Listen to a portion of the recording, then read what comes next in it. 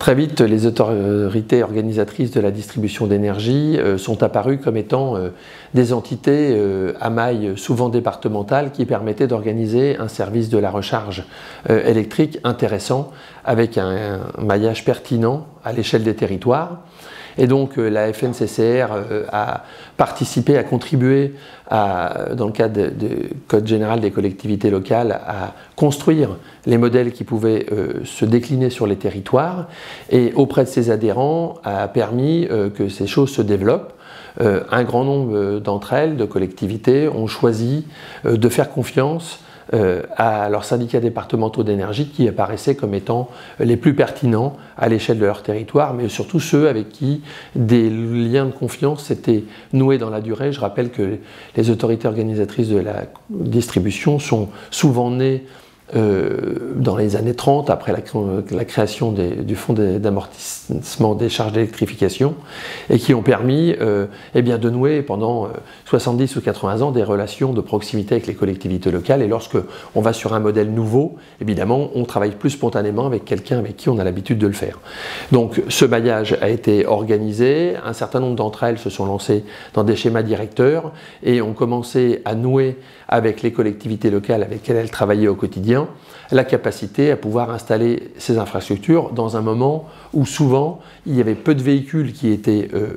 sur le marché et où c'était un peu le principe de la poule et de l'œuf. On disait pourquoi on installe ces infrastructures alors qu'il y a peu de véhicules qui roulent, mais on s'est rendu compte que l'effet levier de la création des infrastructures a permis de développer la commercialisation des véhicules. Et donc aujourd'hui sur les quelques 40 000 points, un peu plus de 40 000 points qui existent de charge en France, eh bien,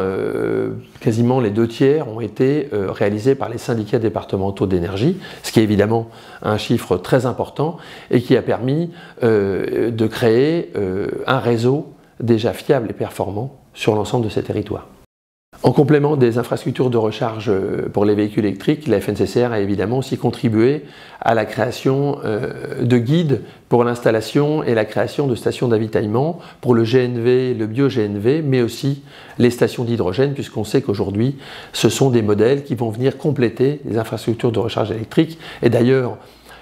pour l'hydrogène, on se rend compte que les véhicules électriques qui ont une base de véhicules à batterie permet, avec l'ajout d'une pile à hydrogène, pile à combustible et d'un petit réservoir, eh bien d'aller vers un véhicule hybride 100% décarboné, c'est-à-dire qui s'appuie sur la base d'un véhicule électrique et qui permet d'avoir une autonomie du véhicule électrique, environ 300 km, mais qui se retrouve complété par l'hydrogène qui permet de produire de l'électricité avec la pile à combustible et qui permet de retrouver quasiment l'autonomie d'un véhicule thermique conventionnel entre 600 et 700 km. Et on arrive dans quelque chose de très vertueux puisqu'on est sur un modèle hybride 100% décarboné, à la fois sur la base du véhicule électrique à l'origine et ensuite sur l'hydrogène. On n'a aucune émission de carbone, ce qui est évidemment le sens de la transition des mobilités qu'on souhaite organiser.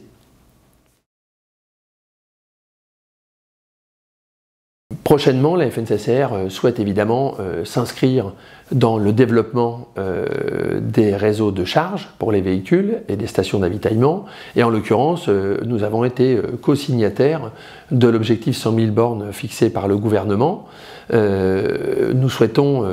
dans un premier temps, d'ici la fin 2022, installer 6 000 bornes supplémentaires, mais nous avons pris l'engagement de doubler le parc des collectivités locales, c'est-à-dire de passer de 20 000, un peu plus de 20 000 à 40 000, qui permettrait d'atteindre les objectifs qui sont fixés dans cet objectif 100 000 bornes, les collectivités locales prenant une part, les autres acteurs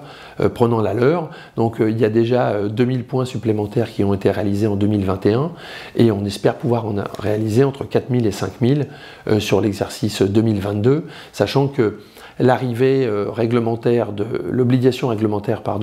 des schémas directeurs des infrastructures de recharge des véhicules électriques va induire un petit frein dans l'installation puisque les schémas directeurs devront permettre de donner un cadre général sur l'investissement futur et le maillage et le positionnement de ces infrastructures, leur taille, leur puissance, leur calibrage, de façon à pouvoir organiser un service complet. Et donc entre la réalisation de ces schémas directeurs directeurs dont 4 ont déjà été engagés sont déjà engagés, une vingtaine le seront d'ici la fin de l'année 2021 et on nous en annonce à peu près 60 auprès de nos adhérents qui seront réalisés sur l'année 2022. Donc vous le voyez, il y a une vraie montée en charge de ces schémas directeurs qui devraient permettre d'aller vers l'objectif que l'on s'est fixé et puis de passer à une organisation conjointe et concertée entre l'ensemble des acteurs, bailleurs sociaux, opérateurs de la grande distribution, qui souhaitent eux aussi prendre